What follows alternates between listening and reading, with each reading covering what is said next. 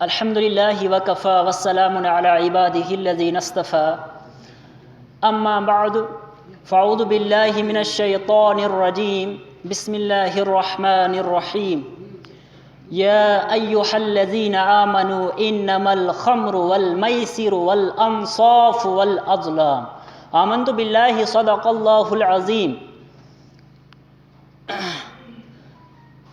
منزل سے آگے بڑھ کر منزل تلاش کر، منزل سے آگے بڑھ کر منزل تلاش کر، مل جائے تجھ کو دریا تو سمندر تلاش کر۔ Respected all the dignitaries here, my dear audience, I welcome you all with the Islamic greetings. Assalamu alaikum wa rahmatullahi wa barakatuh. First of all, I would love to appreciate the managing body جنہوں نے ایسے programme کا انعقاد کیا، کیونکہ ایسے پروگراموں اور ایسی محفلوں کا ہمارے سماج کو بہت زیادہ ضرورت ہے۔ آج کل اگر دیکھا جائے کچھ ایسے ایشوز ہیں جو کہ اس وقت ایک بیماری کی طرح پھیل رہے ہیں، اور پھر چاہے وہ سوسائڈ کیسز ہو، پھر چاہے وہ ڈرگ ایڈکشن ہو، پھر چاہے وہ سوشل میڈیا ایڈکشن ہو، وہ بھی ایک ایڈکشن ہے نا۔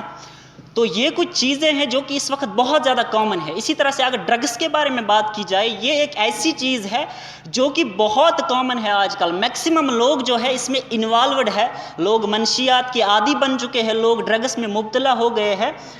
تو اس کی اگر ہم وجہ دیکھیں، اس کی مین ریزن کیا ہے، وہ یہ ہے کہ ہم نے اپنا رشتہ جو ہے تعلیم سے ختم کیا ہے، اپنا رشتہ علم سے ختم کیا ہے، کیونکہ علم ایک ایسی چیز ہے، تعلیم ایک ایسی چیز ہے جو کہ ہمیں ہر ایک بری چیز سے بچا سکتی ہے۔ علم کا مطلب ہوتا ہے جاننا، سمجھنا، نالج حاصل کرنا، گیان حاصل کرنا۔ جب ہم کسی چیز کے بارے میں علم حاصل کریں گے then we would be able to know about the advantages and disadvantages، ہے نا۔ جب ہم ڈرگس کے بارے میں پڑھتے ہیں ہمیں تب پتہ چلتا ہے کہ اس کے نقصانات کیا ہے، فائدے کیا ہے۔ تو اسلام کی بات اگر کریں، اسلام، میں یہاں پہ اسپیشلی اسلام کو زیادہ ترجیح دے رہا ہوں، کیونکہ اسلام ایک ایسا دین ہے، اسلام ایک ایسا مذہب ہے جو کہ ہر کام میں ہمیں رہبری اور رہنمائی کرتا ہے، ہر ایک مسئلے میں ہمیں رہبری اور رہنمائی کرتا ہے۔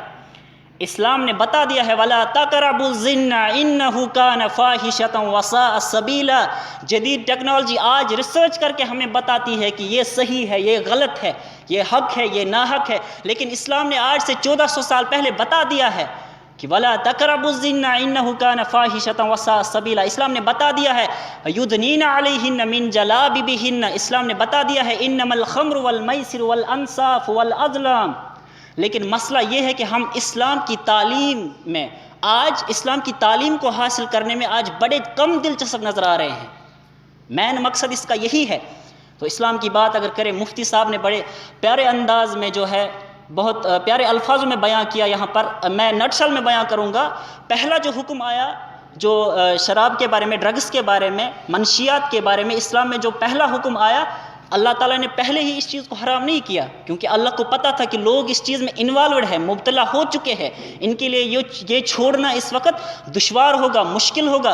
تو اللہ پاک نے آیت نازل کی، قل اے نبی آپ ان لوگوں سے فرما دیجئے کہ جو آپ یہ ڈرگس استعمال کر رہے ہیں، جتنا بھی آپ کو اس چیز سے فائدہ ملتا ہے اس سے زیادہ اس کے نقصانات ہیں۔ دیکھیے کتنی پیاری تعلیم ہے اسلام میں۔ تو جب لوگوں نے یہ بات سن لی، کچھ لوگ جو ہے جو توبہ کر کے واپس لوٹے انہوں نے چھوڑ دیا، لیکن کچھ لوگ جو ہے انہوں نے اس بات کو زیادہ سیریس نہیں لیا۔ تو دوسری مرتبہ اللہ پاک نے فرمایا کہ تم میں سے جو کوئی بھی نشے کی حالت میں ہو وہ نماز کے قریب بھی مت آنا۔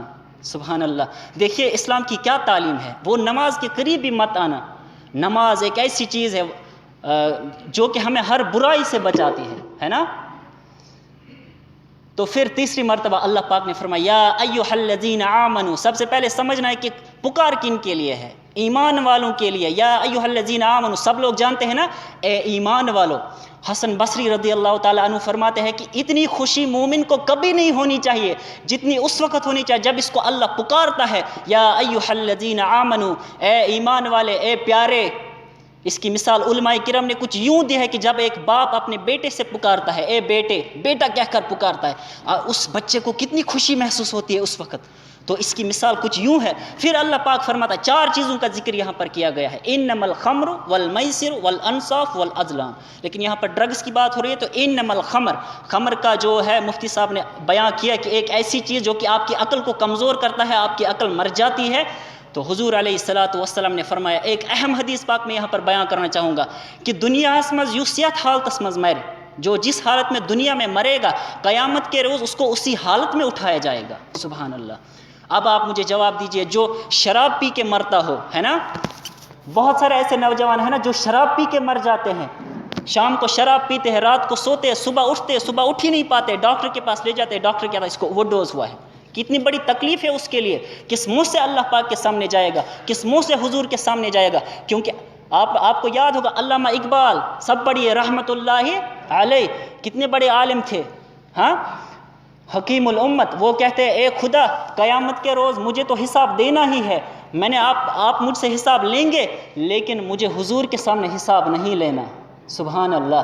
کس منہ سے حضور کے سامنے مجھے حساب نہیں لینا. ہاں رندو ہندن ہنز کام تراو تو حضرت محمد متا مشراو تو اسن نارس تمن روز کت. بزرگن اس نے یہ فکر کی کہ اسن نارس پت کیا گس، ان کو یہ فکر تھی کہ ہم کس منہ سے حضور کے سامنے جائیں گے جس نے ہمارے لیے اتنے تکلیف برداشت کیے، تکالیف برداشت کیے، ہے نا. تو کل آپ میں سے کوئی یہ گوارہ کرتا ہے کہ کوئی جب کسی شخص کو لایا جائے گا اس کو حضور کے سامنے تو یہ بتایا جائے گا کہ یہ آپ کا امتی ہے، ہائے ہائے شرابی ہے. سبحان اللہ، استغفر اللہ. اللہ ہم سب کو اس بری چیز سے بچائیے. تو حضور علیہ السلام نے فرمایا جو کوئی نشہ کرتا ہو، جو کوئی منشیات کا عادی ہو، اس کی کوئی عبادت ہی قبول نہیں ہوتی. سبحان اللہ، اس کی کوئی عبادت ہی قبول نہیں ہوتی. آپ مجھے بتائیے، اب یہاں پہ نماز کا ذکر ہو، نماز ہی تو عبادت نہیں ہے، روزے ہی تو عبادت نہیں ہے. میں یہاں پہ آپ سے بات کر رہا ہوں، اچھا پیغام دے رہا ہوں، یہ بھی ایک عبادت ہے نا. آپ اچھی بات سن رہے ہیں، یہ بھی ایک عبادت ہے. آپ ماں باپ کی فرمانبرداری کر رہے ہیں، یہ بھی ایک عبادت ہے. آپ میں سے کوئی چاہتا ہے کہ یہ سارے کام کر کے مجھے قبول نہ ہو؟ حضور علیہ السلام نے فرمایا اس کی کوئی عبادت ہی قبول نہیں ہوتی جو نشے منشیات کا عادی ہو. تو لہٰذا میرے بزرگوں، میرے نوجوانوں، یہاں پہ بہت سارے سپیکرز ابھی باقی ہے، وقت کی بہت زیادہ قلت ہے، لہٰذا میں کنکلیوڈ کرنا چاہوں گا. لیکن مفتی صاحب نے بتا دیا الا کلکم رائی، کہ ہر کوئی ذمہ دار ہے. ایسا نہیں کہ میں نشہ نہیں کرتا ہوں، میں سگریٹ نہیں پیتا ہوں، بس میں فری ہوں، میں اچھا ہوں. نہیں، مجھے دیکھنا ہے کہ ہمیں آپ کو دیکھنا ہے کہ آپ کا بائی مت اس کام میں مبتلا ہے. آپ کے پڑوس میں دیکھنا، اپنی سوسائٹی میں دیکھنا ہے کہ کوئی ایسا بندہ نہ ہو. کیونکہ حضور علیہ السلام نے فرمایا اگر آپ کوئی برائی دیکھو گے، ہے نا، آپ اس کو بری چیز سمجھتے ہو، قرآن نے کہہ دیا رجس کا مطلب ہوتا ہے ناپاک چیز، ہے نا. تو آپ اگر کوئی بری چیز دیکھو گے تو اس کے پہلے کیا کرو گے؟ پہلا کام اپنے ہاتھوں سے اس چیز کو روکنے کی کوشش کرو. کیا یہ ایمان کی علامت ہوتی ہے؟ اور پھر اگر آپ اپنے ہاتھوں سے روکنے کی کوشش، اگر آپ اپنے ہاتھوں سے نہیں روک سکتے، اپنی زبان سے روکنے کی کوشش کرو. یعنی اچھا بولو، اچھا پیغام دو، نصیحت کرو، ان کے پاس جاؤ، ان سے کہو کہ یہ غلط ہے، یہ چیز غلط ہے، ان کو نالج دو اس چیز کی. تو تیسرا کیا ہے کہ اپنے دل میں نفرت ہی رکھو. لیکن آج کل اگر دیکھا جائے یم 93 چیز ہم ان تینوں چیزوں سے محروم ہیں، ہے نا. نہ اپنے ہاتھوں سے روک پاتے ہیں، نہ اپنی زبان سے روک پاتے ہیں، اور نہ ہی نفرت رکھتے دل میں، بلکہ ان چیزوں کو اپروو کیا جاتا ہے. اور عجیب بات یہ ہے کہ پھر لوگ آ کے اسلام کے فتوے لگاتے ہیں، کہتے ہیں کہ یہ جائز ہے، اس میں کوئی حرج نہیں ہے. آپ نے دیکھا ہوگا نا پردے کے بارے میں، وہ پھر آتے قرآن میں ہمیں ورز دکھاؤ. ارے بھائی بابا جی، آپ نے جب قرآن پڑھا ہی نہیں تو آپ ورز ڈھونڈ رہے اس میں. تو لہٰذا جب ہم قرآن سے جڑ جائیں گے، اسلامی تعلیمات سے جڑ جائیں گے، علم سے جڑ جائیں گے، تو ہمیں پتہ چلے گا کہ صحیح کیا ہے، غلط کیا ہے، جائز کیا ہے، ناجائز کیا ہے. So I would love to conclude with some Kashmiri lines that I like most. کرن چ تعمیر جہاں نو چھی پکن چ میس جوان میانے، کرن چ تعمیر جہاں نو چھی پکن چ میس جوان میانے، چرچ رب سز فتح مقدر گنڈن کمر چھی جوان میانے. وبارک وسلم.